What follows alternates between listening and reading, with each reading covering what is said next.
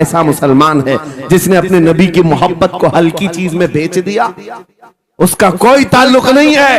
الا لا ایمان لمن لا محبت له، اعلیٰ حضرت نے لکھا ہے اس کا ایمان ہی نہیں جس کے دل میں میرے آقا کی محبت نہیں۔ کیا بات ہے، اگر محبت ہے تو سودا نہیں کرو گے۔ تین بھائی ایک بادشاہ کی قید میں آ گئے اور ان کو آفر دیا گیا دین بدل لو، ہمارے دین میں آ جاؤ، چھوڑ دیں گے۔ سخت تھے، جمے ہوئے تھے، ڈٹے ہوئے تھے، کہا نہیں۔ کہا جلاد کو بلاؤ، کوڑے مارو، کہا تیار ہیں ہم۔ اتنا نہیں، بادشاہ اتنے جلاد کو بلایا اور کہا ایک کڑھائی لاؤ، تیل ڈالو اور کھولاؤ۔ جب تیل کھولنے بڑے بھائی کو اٹھا کر تیل میں ڈال دیا، جلتے ہوئے تیل کے اندر جب اس نوجوان کو ڈالا گیا تو فوراً دم زدن میں روح نکل گئی، شہید ہو گئی۔ دو بھائی دیکھ رہے ہیں، اپنے بڑے بھائی کی موت دیکھ رہے ہیں۔ یہ حالات آ گئے، یہ باتیں یاد رکھنا۔ تھوڑی دیر کے بعد بادشاہ نے دوسرے سے کہا اب بتاؤ تمہارا کیا ارادہ ہے؟ دوسرے نے کہا اب تو اور بھی تم نے سخت کر دیا امتحان، ہم تو اپنے نبی کو دھوکہ نہیں دے سکتے اور نہ ہی میرے شہید بھائی کو۔ بادشاہ نے دوسرے کو اٹھایا اور تیل میں ڈال دیا، کھولتے ہوئے تیل میں ڈال دیا، دو شہید ہو گئے۔ تیسرا جو تھا وہ 22 سال 25 سال کے بیچ کا تھا۔ یہ بھری جوانی ہے، انگارہ ہوتا ہے، ہر نوجوان کو یہ لگتا ہے کہ یہ دن ہمارے عیش کے ہیں۔ دنیا میں جہاں چمکتی ہوئی چیز کو دیکھتا ہے دل دے بیٹھتا ہے، ماں باپ سے بھاگ جاتا ہے، گھر بار کو چھوڑ دیتا ہے، اس کو ہر اچھی چیز بری لگنے لگ جاتی ہے۔ یہ عمر بڑی خطرناک منزل پہ آ جاتی ہے۔ اے نوجوانوں، جو اس عمر میں بچ گیا انشاءاللہ وہ آگے بھی بچ جائے گا، آگے بھی بچ جائے گا۔ 22 سال کا کھڑیل جوان ہے جس کے سامنے اس کے دو بھائیوں کو کھولتے ہوئے تیل میں ڈالا گیا، اس کی کیفیت کیا ہونا چاہیے؟ اب پوچھا گیا تمہارا کیا ارادہ ہے؟ کہا اس طرح تم 100 بار بھی تیل میں ڈالو گے تو میں یہی کہوں گا میرا رسول محمد سبحان اللہ صلی اللہ علیہ وسلم، ہمارے آقا محمد صلی اللہ علیہ وسلم ہیں، میں یہی کہوں گا۔ بادشاہ اتنے غصے میں تھا، کہا کہ اس کو چیر دو، اس کو کاٹ دو۔ وزیر تھا بادشاہ کا چالاک، اس نے کہا اس کو قتل کر دینے مار دینے سے کچھ ہوگا نہیں، مجھے 1 مہینے کا ٹائم دے، اس کو چینج کر کے لے کے آؤں گا، اگر نہیں لایا تو میری زندگی داؤ پہ لگ جائے۔ بادشاہ نے کہا لے جاؤ، 1 مہینے کا ٹائم ہے، اس کو بدل کر کے لاؤ۔ وجہ یہ تھی کہ اس وزیر کے گھر میں بڑی خوبصورت لڑکی تھی جس کے رشتے کے لیے بڑے بڑے بادشاہوں کے شہزادوں کے پیغامات آتے تھے۔ وزیر ایسا تھا کہ اس ایک نوجوان پر اپنی پوری محنت صرف کرنا چاہتا تھا۔ گھر لایا، کمرے میں رکھا، اچھی غذائیں دی، کہا میں تجھے مارنا نہیں چاہتا، کچھ نہیں، تو اپنی زندگی میں مست رہ۔ اس نوجوان نے کہا ٹھیک ہے۔ اس کے بعد اپنی بیٹی کو لگا دیا، اے بیٹی تیرے پاس تیرے باپ کو بچانے کے لیے ایک ہی کام ہے، اس جوان کا دل جیت کر کے لیا، بادشاہ سے جو چاہے تجھے دلا دوں گا۔ اس لڑکی نے کہا یہ تو چٹکی کا کام ہے میرا۔ جس کے پاس حسن ہوتا ہے اسے ایسا لگتا ہے ہر کسی کو اپنے دامے فریب میں پھنسائے گی، اتنا آسان نہیں ہے، ہر کوئی لٹو نہیں ہوتا۔ رات کو جب یہ لڑکی آتی، نوجوان مسلح بچھاتا سجدے میں چلا جاتا، اور وہ کھڑی رہتی بیٹھی رہتی، کھڑی ہوتی بیٹھی ہوتی، رات گزر جاتی، وہ اونگ اونگ کر چلے جاتی۔ کتنے دن ہو گئے، روزانہ وہ بات تک نہیں کرتا، سر تک نہیں اٹھاتا، اس کا سجدہ لمبا ہی ہوتا چلا جائے، جب وہ چلی جائے سجدے سے اٹھ جائے۔ مہینہ گزرنے کو آیا، تنگ آ گئی، کہا اس جوان کو اے نوجوان، اے پتھر دل کے لڑکے، ذرا اٹھ کر ایک بار مجھے دیکھ تو لے۔ میرے حسن کو دیکھنے کے لیے بادشاہوں کے شہزادے بے چین رہتے ہیں، بڑے بڑی جگہوں سے میرے نکاح کے پیغامات آتے ہیں، مگر میرے باپ کی عزت کی سلامتی کے لیے میں تیرے ساتھ لگی ہوں، کیا بات ہے تجھے غرور کتنا ہے، مجھے دیکھتا کیوں نہیں؟ نوجوان نے سر اٹھائے بغیر کہا बस तू अपने मकसद में कामयाब नहीं हो सकती, वापस चली जा, इसलिए कि इन आंखों में एक ही हुस्न बस रहा है, वो आमिना के लाल का हुस्न है। क्या बात है भाई, नारे तकबीर। बस वो एक हुस्न बसा हुआ है बहुत और उस हुस्न को धोखा नहीं दिया जा सकता। सुभान अल्लाह। वो खातून के दिल में, उस लड़की के दिल में ऐसी हैबत तारी हो गई, वाह, ऐसी हैबत तारी हो गई, कपकपाने लग गई और खड़ी होकर कहने लगी, मैं दिल से गवाही देती हूँ कि तू भी सच्चा है, तेरा दीन भी सच्चा। सुभान अल्लाह, सुभान अल्लाह। उठ जा, मुझे आजाद कर इस तमाम वाहियात जिंदगी से, मैं तेरे साथ आने को तैयार हूँ, तेरे दीन में भी और तेरे निकाह में भी। नौजवान खड़ा हुआ, कहा कि ये ईमान लाई हुई है। उस खातून ने कहा, मैं तेरी बेड़ियां खोलती हूँ, मैं यहां से जाने का रास्ता फराहम करती हूँ। दुनिया जिसको फंसाने के चक्कर में थी, अक्सर ये देखा गया है वो खुद अपनी गर्दन मुस्तफा के कदमों में देने को तैयार। क्या बात है। शर्त इतनी है कि मोहम्मद से वफा तूने, तो हम तेरे हैं, ये जहां चीज है क्या अल्लाह हो कलम तेरे, सुभान अल्लाह। सब तुम्हारा हो सकता है, सब तुम्हारा होगा। बस जिंदाबाद, मरहबा। मेरे अजीजों, अब सुनो आगे की बात। कलियू भी फरमाते हैं, इन जवानों की हिकायत क्यों सुना रहा हूं, ये आने वाले हालात, आने वाले हालात हैं। कहते हैं रात की तन्हाई में उस खातून ने उस नौजवान की बेड़ियां खोल दी, हुजरे का दरवाजा खोल दिया और उसको लेकर के निकल गई। कहा रास्ता मैं बताती हूँ, सल्तनत की सरहदें मैं उबूर कराती हूँ, फिर तेरी मर्जी, अगर मुझे साथ रखना है तो ले चल अपने दयार में, या फिर छोड़ना है तो छोड़ दे। उस नौजवान ने कहा कि ठीक है साथ चलो। रात के वक्त ये दोनों तन्हा साथ चल रहे थे। ये भागे हुए लोग नहीं है, ये ईमान पर इस्तिकामत वाले लोग, सुभान ये हुस्न पर फिदा होने वाले लोग नहीं। रात के वक्त जब चल रहे थे, आधी रात गुजरी हुई थी, अचानक घोड़ों के दौड़ने की आवाज आई। बहुत अहम बात कर रहा हूं, घोड़ों के टाप की आवाजें आने लग गई। अब ये दोनों डर करके एक दरख्त के पीछे छुप गए। उन्हें लगा बादशाह को खबर हो गई, बादशाह ने हमें पकड़वाने के लिए पूरी फौज भेज दी है। वजीर को भी पता चल गया होगा। ये डरे सहमे हुए दरख्त के पीछे छुपे हुए थे कि अब क्या होगा इसके बाद। घोड़ों के दौड़ने की आवाज कम होती गई, कम होती गई, और इनके दरख्त के आगे आकर सारे घोड़ों की आवाज रुक गई, सब रुक गए। और ये दरख्त के बाहर सर नहीं निकाल रहे थे। बाहर आई हुई जमात ने इनका नाम लेकर पुकारा, फलां बिन फलां बाहर आ जाओ।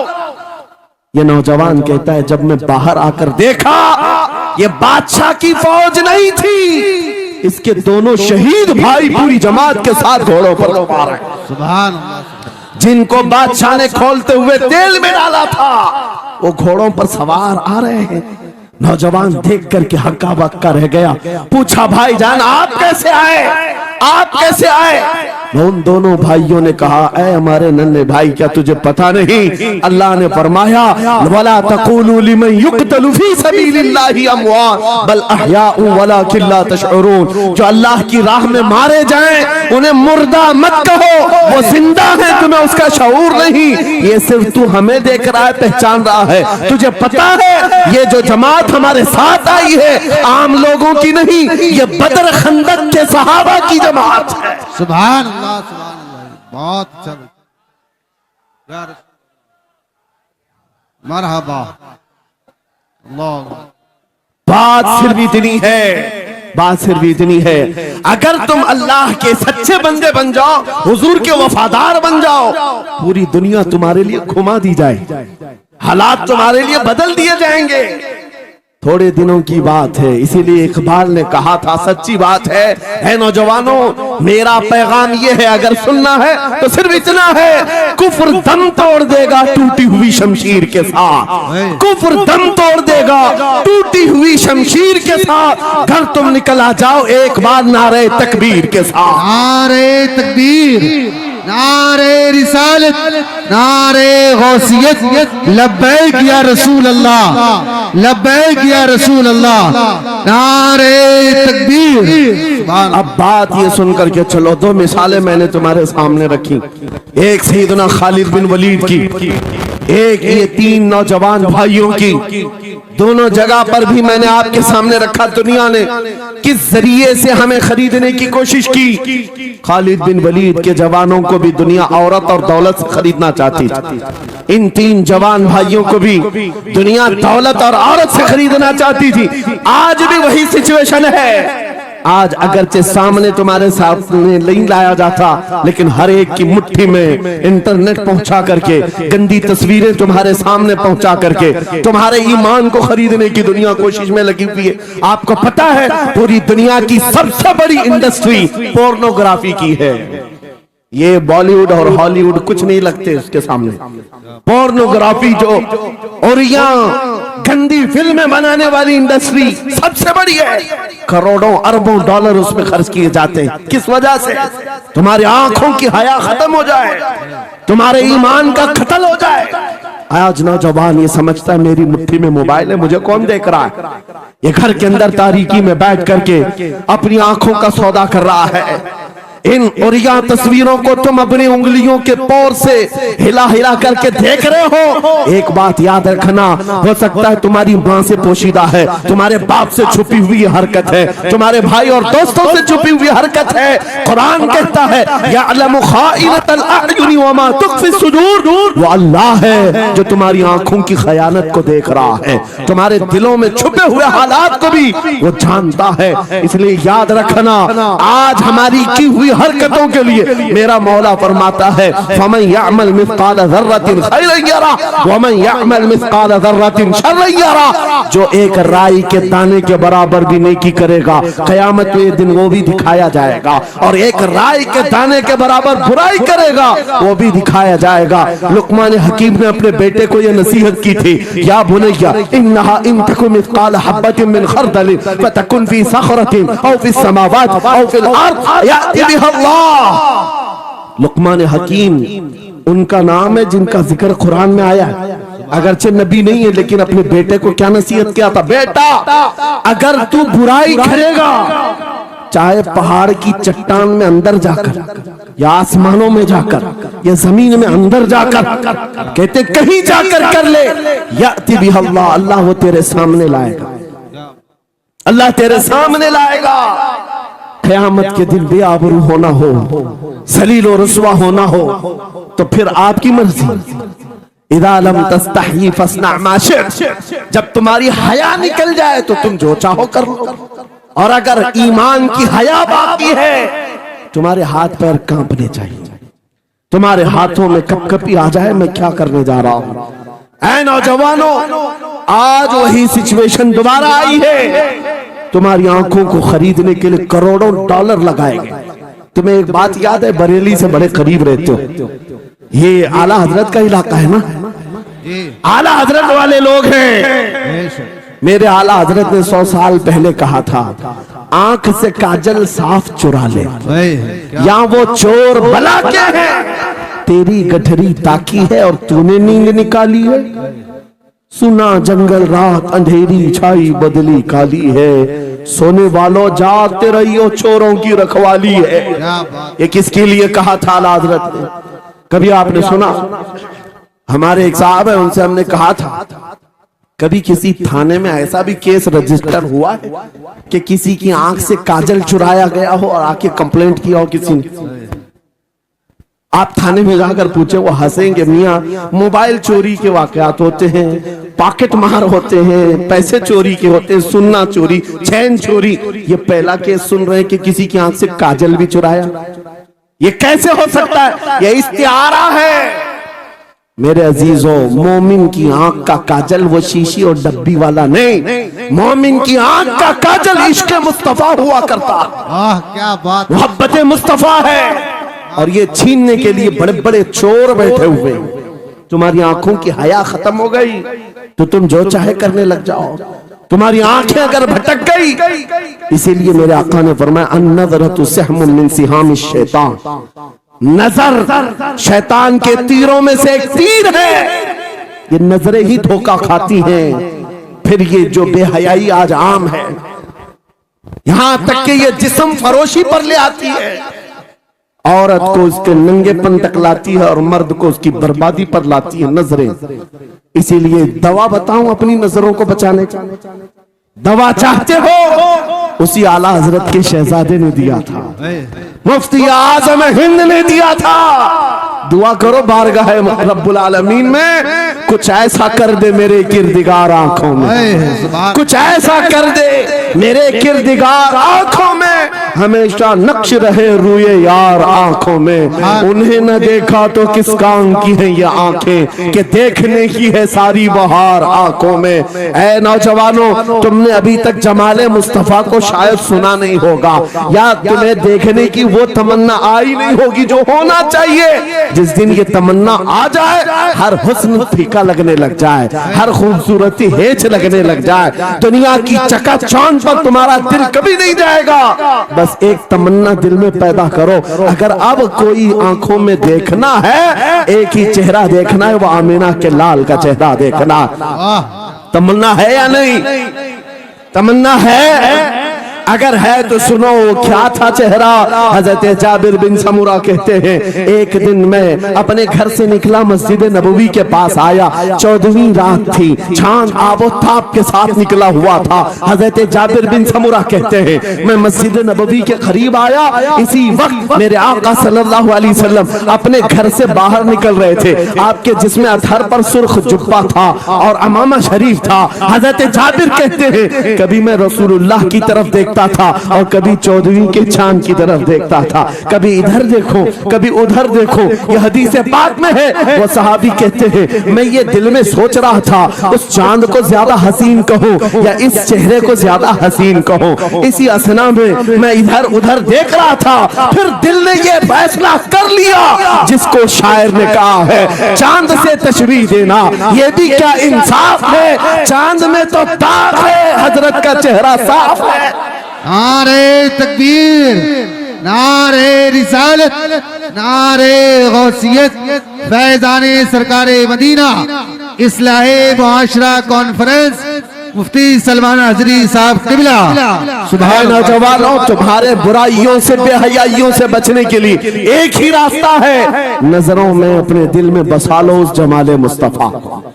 तुम्हारी रात जब हो जाए, तड़प पैदा हो जाए, अब रात के अंधेरियों में मुझे अपने मोबाइल की स्क्रीन पर ये गंदी और बेहयाइयां देख करके नहीं सोना है। इसलिए कि ये एक बात बता दूं नौजवानों, ये गुनाह इसकी लज्जत थोड़ी सी होती है, ये खुजली की तरह है, खुजाओ तो अच्छा लगता है, हाथ छोड़ दो तो फिर जलन शुरू हो जाती है। ये वैसी ही है, चंद मिनटों की लज्जत है, हमेशा का दाग धब्बा छोड़ जाती है। ये एक तरह का दाग तुम्हारे ईमान पर, तुम्हारे जिस्म पर छोड़ जाती है। इन बेहयाइयों से निकलो, अपनी आंखों को हया दो, अपने ईमान को जिला बख्शो, और तुम्हारे लिए एक ही जरिया है, बसा लो नजरों में उस जमाले मुस्तफा को। दिल के अंदर एक तमन्ना बेदार हो जाए कि मुझे देखना है मेरे मुस्तफा को।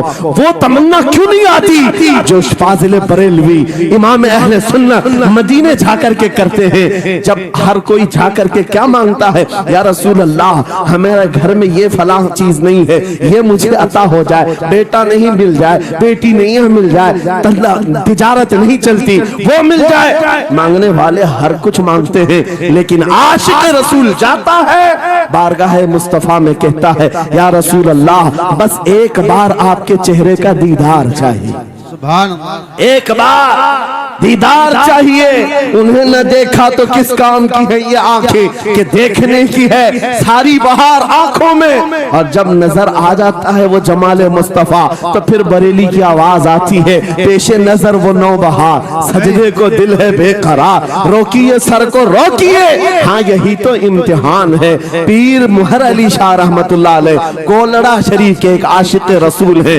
पाकिस्तान के रहने वाले, बारगाह मुस्तफा में आए थे और उन्होंने भी सवाल किया था, आका आपको देखना चाहता हूँ, आका आपको देखना चाहता हूँ। जब जियारत नहीं हुई तब उन्होंने ये कहा था, कितने मेहर अली, कितने तेरी सना, गुस्ताख अखे कितनी जारियां।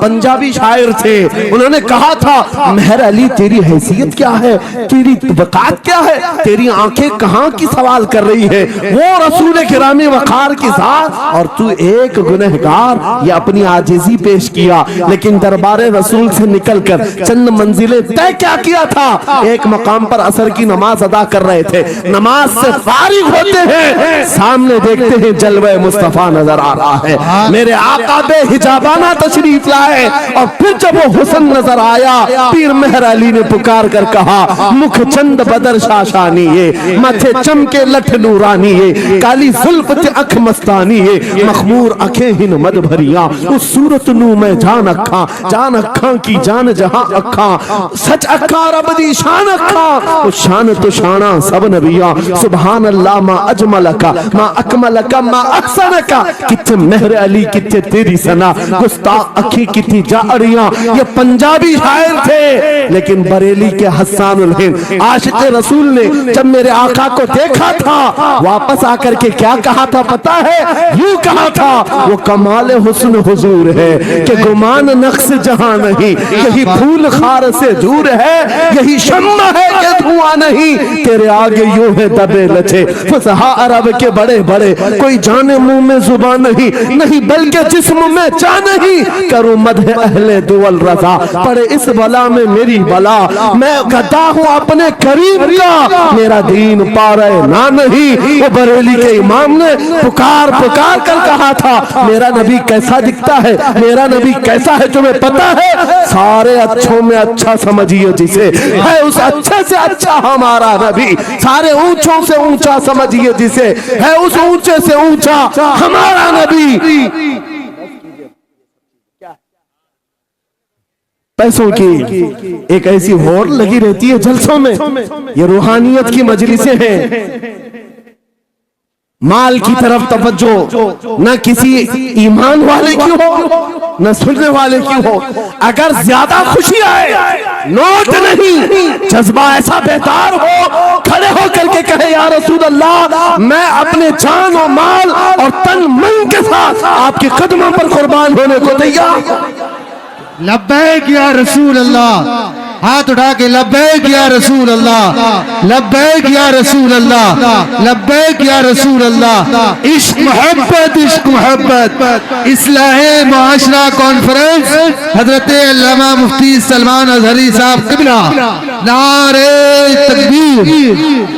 بہت سارے لوگوں کو ایسا لگتا ہے جب گفتگو کوئی دل میں آ جائے تو اعزاز کے طور پر ان پر نوٹوں کی بارش ہونا چاہیے، لا کر نوٹ دے دیں۔ میں نوٹ کھانی والا نہیں ہوں اور نہ ہی نوٹ کے لیے آیا ہوں میرے عزیزوں، میرا میسج صرف اتنا ہی ہے، اپنا سب کچھ گنبد خضرا کل بھی تھا اور آج بھی ہے، میرے نبی سے میرا رشتہ کل بھی تھا اور آج بھی ہے، میں یہ پیغام لے کر ہر کوچے ہر گلی میں گھوم رہا ہوں، صرف یہ پیغام دینے کے لیے ہمارا نوجوان کھڑا ہو جائے اور ان کتوں کو یہ بتا دے، بتلا دو گستاخ نبی کو غیرت سنی زندہ ہے، ان پہ مر مٹنے کا جذبہ کل بھی تھا اور کیا بات ہے یا رسول اللہ۔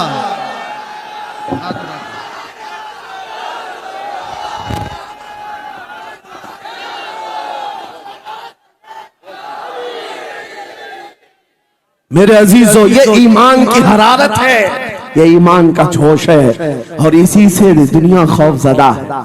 ہاں ہم جانتے ہیں ہماری زبانوں پر تالے لگانے کے لیے پوری طاقتیں ایڑی چوٹی کا زور لگا چکی، ہاں بند کرنا ہے، یہ بھڑکاؤ مولانا ہے، اس کے پروگراموں کو پرمیشن نہیں دینی چاہیے۔ ہم نے کیا بھڑکایا ہے، کس کو بھڑکایا ہے، کس کے خلاف بھڑکایا ہے؟ میں 6 مہینے میں 150 سے زیادہ جلسوں کو خطاب کر کے آ رہا، کس جگہ فساد کرایا، کس جگہ پر حالات خراب کرائے، کہیں نہیں، ان کو بھی پتا ہے اچھی طرح سے فساد نہیں ہو رہا ہے۔ سونے والا محمد عربی کا شعر اگر جاگ گیا ان کی باتوں سے تو اقبال نے کہا تھا نکل کر کے صحرا سے جس نے الٹ دیا تھا تخت روما کو، سنا ہے قدسیوں سے میں نے کہ وہ شیر پھر ہوشیار ہوگا۔ کیا بات ہے، بہت اس بات سے ڈر لگتا ہے کہ کہیں سے وہ شیر بیدار نہ ہو جائے، کہیں سے بیدار نہ ہو جائے، اور ہم ہر جلسے میں خطاب کرتے ہیں میرے عزیزو وہ دن آئے گا، وہ اللہ کی مرضی، اللہ جہاں سے چاہے اٹھائے گا، اور یہ بات ناممکن نہیں ہے، ہلدوانی کے اس مجاہد چوک سے کوئی مجاہد ضرور زندہ ہوگا، کیا بات ہے، اس بار ہوگا انشاءاللہ۔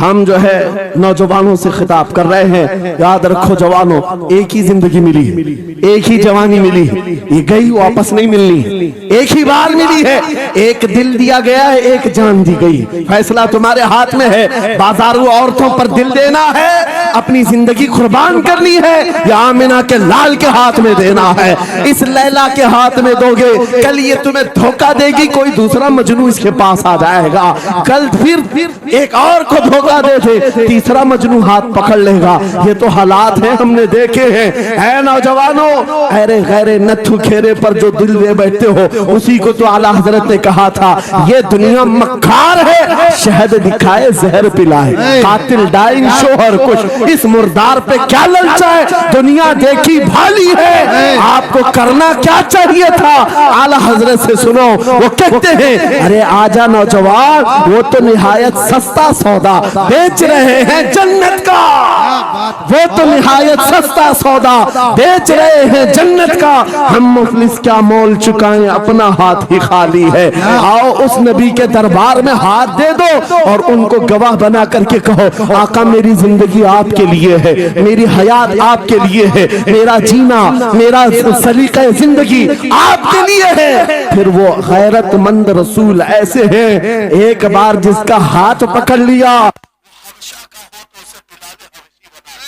کیا بات، وہ فارس کا ہو فارسی بنا دیا، اور جس کا انہوں نے ہاتھ پکڑ لیا، کیا کیا ہے، ایک عرب نے آدمی کا بول بالا کر دیا، خاک کے ذروں کو ہمدوش سریا کر دیا، خود نہ تھے جو راہ پر اوروں کے ہادی بن گئے، کیا نظر تھی جس نے مردوں کو مسیحا کر دیا، ایک بار ہاتھ تھام لے آمینہ کے لال تو دنیا میں بھی نہیں چھوڑتے، اور قبر میں بھی نہیں چھوڑتے، اور حشر میں بھی نہیں چھوڑتے، حتیٰ کہ جنت میں جانے تک تمہارا ساتھ ہوگا میرے مصطفیٰ کا، فیصلہ کر لو، ایک جان ہے، ایک دل ہے، دینا کس کو ہے، آج فیصلہ کر کے اٹھنا، اس مکار ظالم دنیا کو دینا ہے، جو ہر دن اپنا شوہر بدلتی ہے، ہر دن اپنا عاشق بدلتی ہے، یا اس کے ہاتھ میں دینا ہے، جو قیامت کے بھرے میدان میں بھی امتی امتی کی صدائیں لگا رہا ہو، ہمارا ہاتھ پکڑ پکڑ کر کے میزان عمل پر لے جا رہا ہو، اور حوض کوثر سے پانی پلا رہا ہو، کس کو ہاتھ دینا ہے، فیصلہ تمہارا ہے،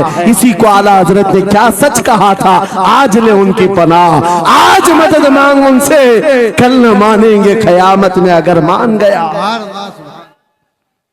اللہ اکبر، یا رسول اللہ، زندہ آباد، زندہ آباد، میرے عزیزوں، یہ محفل کا سما بنتا گیا اور وقت ختم ہوتا چلا گیا، ورنہ جب حضور کے حسن کی بات آتی ہے تو میری طبیعت چاہتی ہے صبح تک سناتا رہا، کیا بات ہے، سبحان، حضور کے حسن کی بات آئے صبح تک سناتا رہا، تھکان نہیں ہوتی، کیونکہ ہم جیتے اسی حسن کے لیے، ہاں اسی حسن کی آس میں جیتے ہیں، ہمارا روز کا وظیفہ ہے یہ پڑھ کے سوتے ہیں، میرے آقا آؤ کہ مدت ہوئی ہے، تیری راہ میں آنکھیاں بچھاتے بچھاتے، تیری یادوں میں تیری چاہتوں میں، بڑے دن ہو گئے گھر کو سجاتے سجاتے، یا رسول اللہ سنا ہے آپ ہر عاشق کے گھر تشریف لاتے ہیں، میرے گھر میں بھی ہو جائے چراغاں، یا رسول اللہ، میرے گھر میں بھی ہو جائے چراغاں، یا رسول اللہ، یہ طلب ہمیں جینا سکھاتی ہے، جب زیادہ غم ستانے لگ جائیں، جب زیادہ مصیبتیں آنے لگ جائیں، ہے نوجوانوں اس کو شکوے مت سنانا، بریلی کے امام کا وظیفہ سنو، ان کے نثار کوئی کیسے ہی رنج میں ہو، جب یاد آ گئے ہیں سب غم بھلا دیے، سبحان اللہ، ان کی مہک نے دل کے غنچے کھلا دیے ہیں، جس راہ چل دیے ہیں کوچے بسا دیے ہیں، میرے عزیزوں اس نبی رحمت صلی اللہ تعالیٰ علیہ وسلم کی طرف کیوں نہیں آتے جو ہمیشہ ہمارا مددگار ہے، ہمیشہ ہمارا سہارا ہے، ہمیشہ ہم بے کسوں کا کس ہے، آپ کو پتا ہے آج حالات کے مارے ہوئے ایسے کبھی اس نیتا کے پیچھے کبھی اس نیتا کے پیچھے کبھی اس کی جھنڈی کبھی اس کی جھنڈی ہاں کبھی اس سیٹ کے پاس کبھی اس سیٹ کے پاس اور نہ جانے کتنی جگہوں سے دھتکارے گئے کتنی جگہوں سے ریجیکٹ کیے ہو گئے کتنی جگہوں سے ہمیں ذلت دیکھنی پڑی وجہ کیا ہے तुम ने महवर तब्दील कर दिया, मरकज बदल दिया। जहां तुम्हें जाने का हुक्म था मेरे रब ने कुरान में फरमाया, वहां छोड़कर हर जगह घूम रहे हो। बखुदा खुदा का यही है दर, नहीं और कोई मुफर मकर जो वहां से हो यही आके हो, जो यहाँ नहीं तो वहां नहीं। आला हजरत ने कहा अल्लाह का अगर दरवाजा है तो ये अल्लाह के घर का दरवाजा कोई है तो रसूलुल्लाह का दरबार। आओ, एक नौजवान कर्जों में परेशान था, एक मिसाल दे करके जा रहा हूं, कर्जों में परेशान था और जितने लोगों से उसने कर्जा लिया तो सबने केस कर दिया काजी साहब के पास। काजी साहब ने उसको बुलाया, कहा क्यों नहीं देता कर्जा? कहा परेशान, इतना परेशान हूं कि बीवी बच्चों को पालना मुश्किल हो गया, कर्जा कहां से दूंगा? कहा ये सब बहाने नहीं चलेंगे, 3 दिन का टाइम है, अगर तू कर्जे नहीं देगा तो जेल भेज देंगे। काजी साहब जज थे, जस्टिस, जब उनका ऑर्डर आया तो परेशान नौजवान गया, रोता हुआ बाहर जा रहा था। एक दुर्वेश से मुलाकात हुई, पूछा क्या हुआ? इसने गम की बिपता सुनाई, मैं तो 3 दिन के बाद जेल जाने वाला हूं। उस बुजुर्ग ने कहा रोता क्यों है, क्यों इतना परेशान हाल है? जा एक काम कर, घर में जाकर कसरत से हुजूर को याद कर। क्या बात, याद रखो मेरे नौजवानों, क्या बात कह रहा हूं। एक दुर्वेश ने कहा हुजूर को याद कर, अपनी मुसीबतें उन्हें बयान कर जो तेरी मुसीबतें सुनते, जो तेरा दर्द समझते हैं। गया वो रात को रोता रोता हुजूर पर दुरूद पढ़ने लगा, याद करके रोने लगा। एक बात मैं बताता हूं, तारीख की सच्चाइयां बताती हैं, जब भी किसी का दिल टूटता है, दिल के अंदर से आवाज आती है तो मेरे आका तशरीफ लाते हैं। क्योंकि कुरान में अजीजुन अलैहि मा अनित्तुम, तुम्हारा तकलीफ में पड़ना उन्हें देखा नहीं जाता। रात गुजरती चली गई, थक हार करके वो सो गया। आंसू इतने गिरे थे कि उसकी जमीन तर हो गई थी। रोते रोते रात को सोया, आंखें बंद हुई, ख्वाब में ताजदार मदीना तशरीफ लाया। कहा मेरे अजीज तूने मुझे याद किया, मुझे याद किया, बता तेरी हाजत क्या है? रो करके कहने लगा आका आपसे कोई हाल छुपा नहीं है, मैं परेशान हूं, मुझे 3 दिन का वक्त दिया गया है, मुझे जेल भेजा जाएगा। हुजूर ने कहा सुबह उठना, बादशाह के दरबार में जा, या वजीर जो उस वक्त का था खलीफा, उसके दरबार में जा और उससे कह तुझे जितनी जरूरत हो दे देगा। इस गरीब ने कहा आका बादशाह का दरबार बड़ा दरबार है, वो मुझे पहुंचने कहां देंगे, और फिर अगर मैं कहूं आपने भेजा है तो वो तो मुझे रिजेक्ट कर देंगे, ऐसे झूठे लोग आते हैं। मेरे आका ने ख्वाब में बताया नहीं, वो आम आदमी नहीं, वो मेरा आशिक है, मेरा सच्चा चाहने वाला है। अगर तुझसे सबूत मांगे इतना कह देना, ऐ बादशाह रोजाना तू सुबह सूरज निकलने से पहले पहले रात में 1000 बार अपने नबी पर दुरूद पढ़ता है, ये बात उसके और मेरे बीच में है, उसकी बीवी भी नहीं जानती। और ये भी बता देना कल थक करके सो गया, कल पढ़ना भूल गया था। ये गरीब नौजवान है, सुबह उठा दौड़ता हुआ उस दरबार में गया बादशाह के, सबकी सफे चीरते हुए आगे बढ़ा, कहा बादशाह मुझे अल्लाह के रसूल ने भेजा। बादशाह ने कहा कैसी जुर्रत करते हैं आज लोग, सीधे आकर कह रहे रसूलुल्लाह ने भेजा। बुलाया क्या बात है? कहा मैं कर्जदार हूं, बहुत कर्जा हो चुका है, मुझे कुछ माल की जरूरत है, मुझे अल्लाह के नबी ने तुम्हारे पास भेजा। कहा हुजूर ने भेजा, क्यों कह रहा है? मांगना है जो मांग ले। उसने कहा नहीं आका ने कहा है।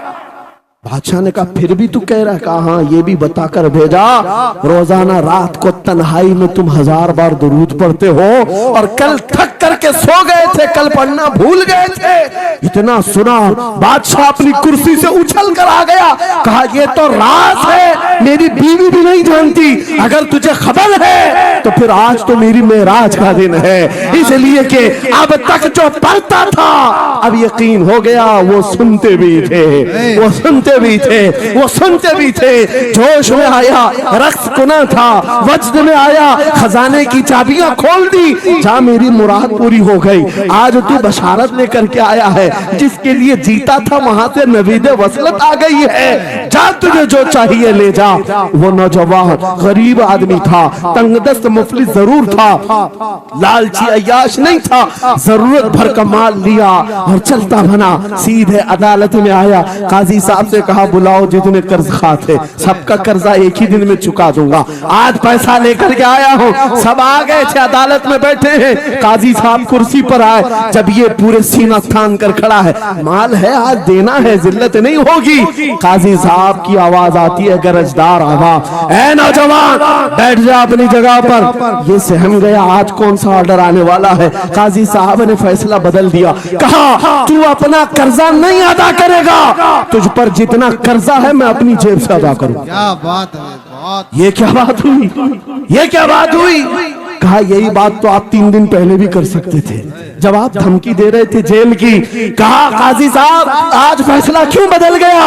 काजी साहब कहते 3 दिन पहले मैं तुझे नहीं पहचानता था, फैसला सुनाकर चला गया। जब रात को सोया तो मेरे आका तशरीफ लाए और तेरी तरफ मुझे दिखा करके कहा, ऐ काजी तेरे पास दुनिया बहुत है, इस गरीब की मदद कर, अल्लाह तुझे जन्नत अता करेगा। मैं मेरे नबी के उस फरमान पर अमल करना चाहता हूँ, आज तू नहीं देगा मैं अपनी जेब से अदा करूंगा, तू बैठ जा बैठ जा। ये तकरार चल रही थी, जितने कर्ज खा खड़े थे ये मामला देखते हैं अपनी कुर्सियों से खड़े होते, कहते हैं काजी साहब माफ कीजिए, हमने मुकदमा किया, हम सबों ने इसका कर्जा माफ किया और जिंदगी भर जब भी इसे जरूरत है ये हमसे और पैसे ले सकता है। वो नौजवान बाहर निकलता है दरबार से, अदालत से वज्द करते हुए, इतना दिया सरकार ने मुझको जितनी मेरी औकात नहीं, ये तो उनका करम है, वरना मुझ में तो ऐसी बात नहीं। मेरे करीम से कर कतरा किसी ने मांगा, दरिया बहा दिए हैं, दुर में बहा दिए।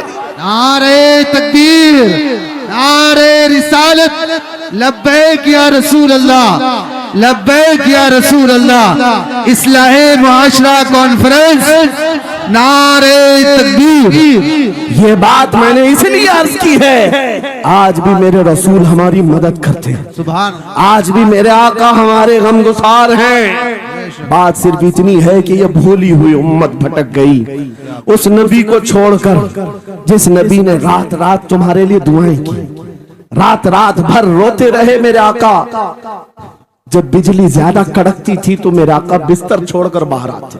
माँ आयशा सिद्दीका पूछती आप क्यों इस तरह से आ जाते हैं बिजलियों से घबराकर।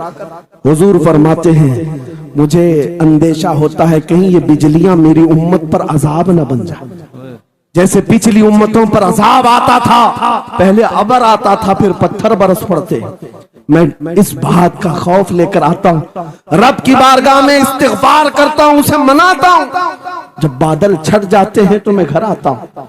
वो रसूल जिसके बारे में आला हज़रत ने सच कहा था, जो न भूला हम गरीबों को रजा, याद उसकी अपनी आदत कीजिए।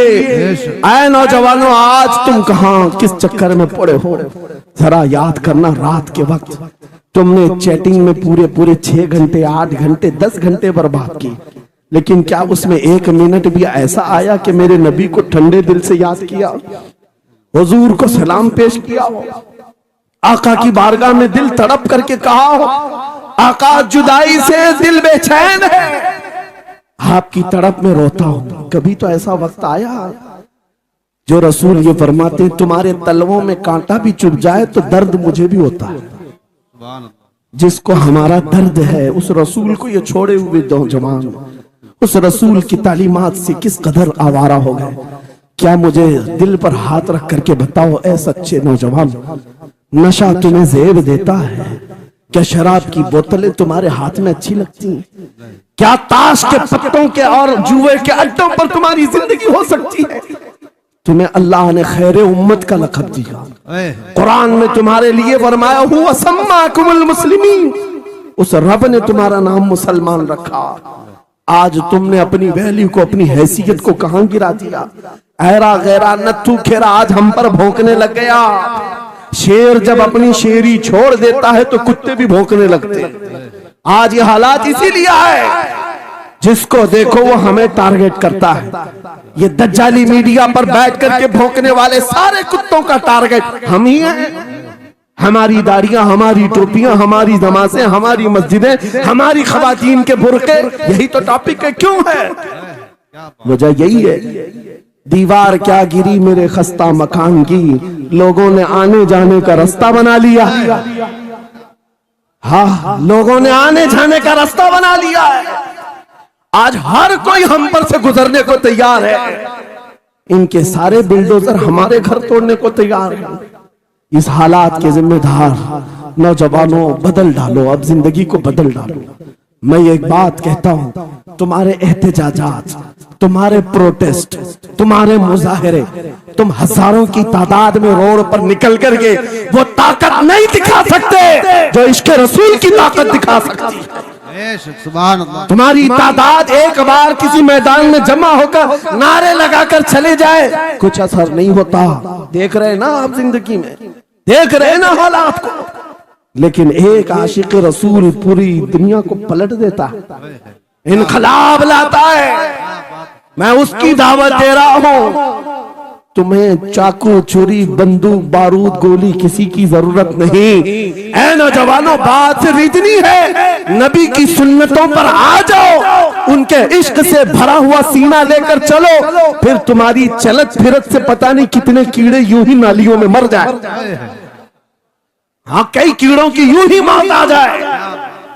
بات اتنی ہے، سبب کچھ اور ہے جسے تو خود سمجھتا. زوال بندے مومن کا بے زری سے نہیں. ان کے جو ہم غلام تھے خلق کے پیشوا رہے، ان سے پھرے جہاں پھرا پھرائی کمی وقار میں. تمہیں پتا ہے تمہارے کان اللہ نے حضور کے نغمے سننے کے لیے دی، اس کی آیات بینات سننے کے لیے. تم نے فحش گانے سن سن کر کے اپنے دل کو آوارہ کر دیا. گانے کی ہر لائن سب کو یاد، حضور کی ایک حدیث یاد نہیں.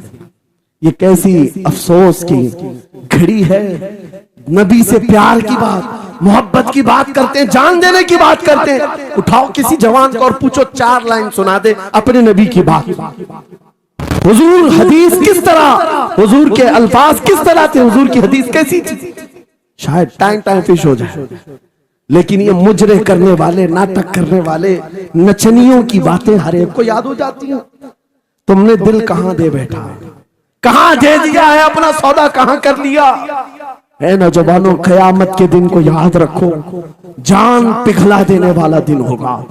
محشر کا وہ میدان جہاں سوا نیزے کے اوپر سورج لا کر کھڑا کر دیا جائے گا. حدیث پاک میں ہے بھیجا پک پک کر کے کانوں سے ابل رہا ہوگا. اس دن پتا ہے تمہیں، فرشتوں کو بلایا جائے گا، کہا جائے گا سیسا پکاؤ. سیسا پکا کر کے آگ میں اس کو پگھلا کر کے فرشتے کچھ لوگوں کے کانوں میں ڈال رہے ہوں گے. پوچھا جائے گا یہ لوگ کون ہیں؟ کہا یہ وہ لوگ ہیں دنیا میں جو فحش گانے سنتے تھے، ان کے کانوں کو محشر کے میدان میں تپایا جا رہا ہوگا. تمہارے وہ کان نہیں. اس لیے میں کہتا ہوں نفاق پیدا ہوتا ہے، زنا کی عادت آتی ہے گانے زیادہ سننے سے. سننا ہو تو کیا سنے، تمہارے کان رکھے گئے ہیں کس کے لیے؟ جس دن تم یہ سننا شروع کرو سب سے اولا و اعلیٰ ہمارا نبی، سب سے بالا و والا ہمارا نبی، خلق سے اولیاء، اولیاء سے رسول، اور رسولوں سے اعلیٰ ہمارا نبی، ملک کونین میں انبیاء تاجدار، تاجداروں کا آقا ہمارا نبی. بجھ گئی جس کے آگے سبھی مشالیں، شمع وہ لے کر آیا جس کے تلووں کا دھون ہے آب حیا، ہے وہ جان مسیحا. کون دیتا ہے دینے کو منہ چاہیے، دینے والا ہے سچا ہمارا نبی. میں نے 4 شعر کیا پڑھے تھے، تمہارا جوش ڈبل ہو گئے. کیوں؟ یہ تاثیر ہے نبی کی محبت کی. اور بے حیائی سنتے رہو گے تو زنا کی طرف جاؤ گے، گناہوں کے اڈوں کی طرف جاؤ.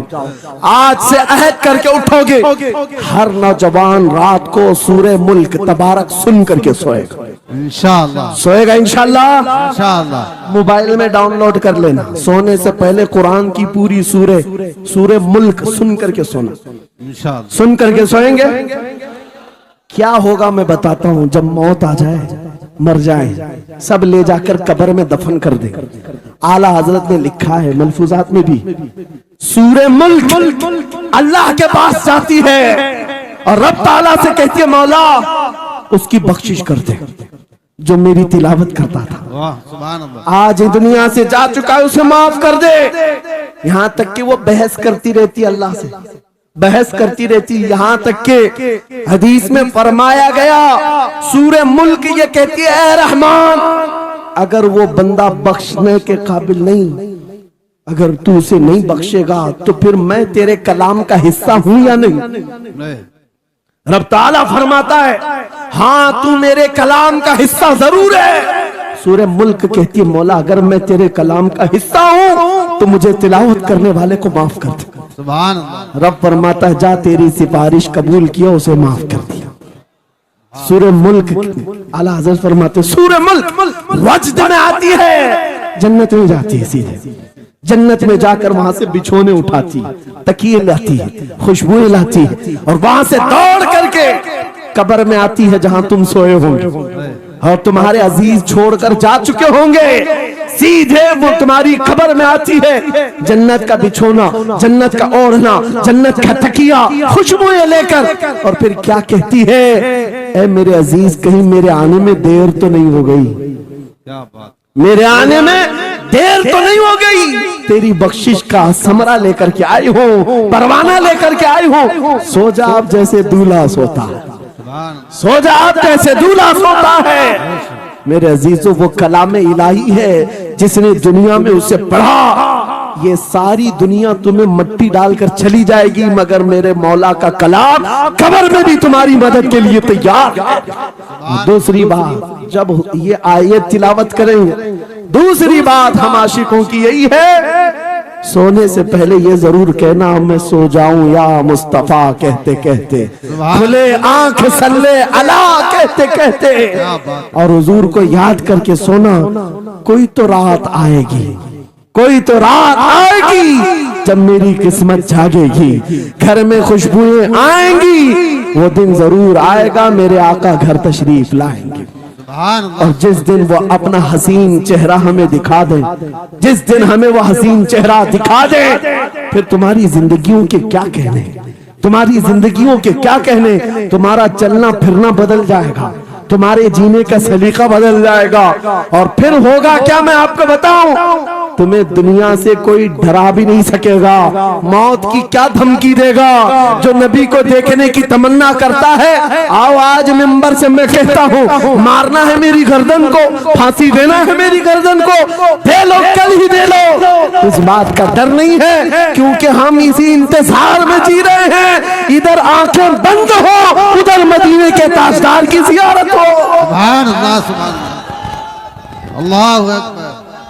میں مروں تو میرے آقا یہ ملائکہ سے کہنا اسے کوئی مت جگانا ابھی آنکھ لگ گئی ہے، تیرے دامن کرم میں جسے نیند آ گئی ہے وہ فنا نہ ہوگی اسے زندگی ملی ہے۔ اگر حضور کو دیکھنے کی طرف لے کر کے جیتے ہو نا موت کا بھی درد نہیں آئے گا، موت کا درد بھی نہیں آئے گا اور ڈر بھی نہیں آئے گا، خوف بھی نہیں آئے گا۔ دنیا سب سے زیادہ اگر کسی بات سے ڈرا سکتی ہے موت ہے، اس کے بعد کیا ہے؟ سب سے بڑی سزا دنیا کی موت ہے۔ موت مومن کے لیے حادثہ نہیں ہے، موت مومن کے لیے تحفہ ہے۔ عاشق رسول جب قبر میں جاتا ہے ارے ایرا غیرہ نتھو کھیرا کیا ڈرائے گا، قبر میں جانے کے بعد عاشق رسول کا حال تو یہ ہے منکر نکیر آتے ہیں، کالی کالی نیلی نیلی آنکھیں کالا چہرہ لے کر جب وہ جھنجھوڑ کر اٹھاتے ہیں عاشق رسول کیا کہتا ہے جانتے ہیں؟ اب تو پائے ناز سے اے فرشتوں کیوں اٹھوں، اب تو پائے ناز سے اے فرشتوں کیوں اٹھوں، ارے مر کے پہنچا ہوں یہاں اس دل ربا کے واسطے، کیا بات ہے، حضور کو دیکھنے کے لیے آیا ہوں۔ حضور وہاں تشریف فرما ہوں گے، حضور کی طلعت وہاں پر بھی ہوگی۔ عزیزان گرامی خلاصہ کلام میری گفتگو کا حاصل یہ ہے چھوڑ دو ان واہیات کو، ان خرابیوں کو، عمر ڈھلتے ساتھ یہ داغ رہ جائیں گے، دھبے رہ جائیں گے، اس لیے آج لے ان کی پناہ، آج مدد مانگ، कल ना मानेंगे क़यामत में, अगर मान गया उन्हें जाना उन्हें माना, न रखा गैर से काम। लिल्लाहिल हम्द, मैं दुनिया से मुसलमान गया। मेरी गुफ्तगू का हासिल कलाम इस बात पर मैं खत्म करता हूँ अपनी बात को। आज ऐ नौजवानों, जो हमारे मुर्शिद गिरामी ने आखिरी वक्त में हमें वसीयत करके ये पैगाम दिया था, वो पैगाम यहाँ सुना करके रुखसत होता हो। नौजवानों से जब ये कहा जाता है छोड़ दो बेहयाइयों को, इन वाहियात को, इन खुरापात को, इन नशा के अड्डों को छोड़ दो, इन बेहयाइयों को, नंगेपन को छोड़ दो। इन्हें ऐसा लगता है हमारी जवानी हमें एंजॉय करना चाहिए, अभी तो एंजॉयमेंट का टाइम है, हमारी जिंदगी हमारी लाइफ आप क्यों बोलते हैं? नहीं, तुम धोखे में हो, ये जिंदगी तुम्हारी नहीं है, ये लाइफ तुम्हारी नहीं है, ये एंजॉयमेंट तुम्हारा नहीं है। क्या है? सुनो, बरेली के ताज शरिया कहते हैं जिंदगी ये नहीं किसी की किसी के लिए, जिंदगी है नबी की नबी के लिए। ना समझ मरते हैं जिंदगी के लिए, जीना मरना है सब कुछ नबी के लिए। अल्लाह